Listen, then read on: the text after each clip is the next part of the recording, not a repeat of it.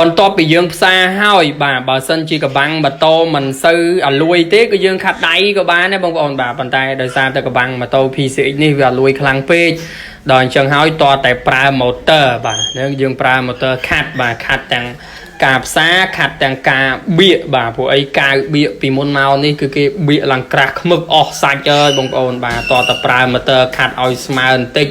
បានយើងចាប់ផ្ដើមខាត់ដៃឲ្យស្អាតហើយយើងចាប់ផ្ដើមបៀកឡើងពេញបងប្អូនមើលនេះបាទបៀកឡើងពេញបាទនេះបន្ទាប់ពីយើងបៀកហើយបាទយើងខាត់ឲ្យស្អាតឲ្យលងមកបាទហើយទៅយើងបាញ់ទំនាប់បាទបាញ់ទំនាប់បាទនេះគឺជាទំនាប់ប្រផេះបាទហើយគេបាញ់ពណ៌ផ្សែងបរិយបាទអញ្ចឹងទំនាប់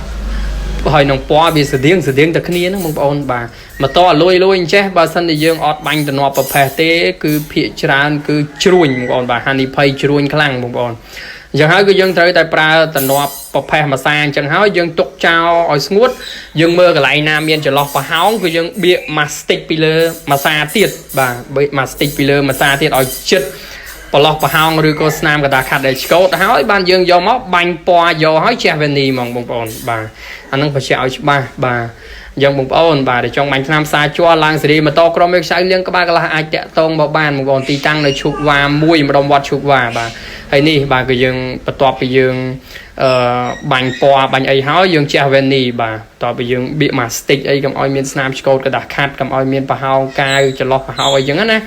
បាទនេះបងប្អូនមើលទៅបាទស្អាតបានប្រមាណភាគរយដែរបាទក៏ឲ្យម៉ូតូដាក់អាលួយបាទជាងមុំអត់ហ៊ានទទួលទេបាទគាត់អត់ហ៊ានធ្វើទេពួកអីវាអាលួយពេកបាទម្ចាស់ម៉ូតូប្រាប់ខ្ញុំផ្ទាល់បាទគាត់ដើរសួរច្រើនជាងដែរគេអត់ហ៊ានទទួលធ្វើទេបាទតែគាត់តាក់ទងមកខ្ញុំហ៊ានបាទព្រោះអានេះមិនជាលំបាកទេបងប្អូនបាទខ្ញុំឆ្លងកាត់មកមានអាពិបាកជាងនឹងក៏មានដែរបងប្អូនណាបាទអញ្ចឹងបងប្អូនចង់ធ្វើអាចតាក់ទងបានបងប្អូនណា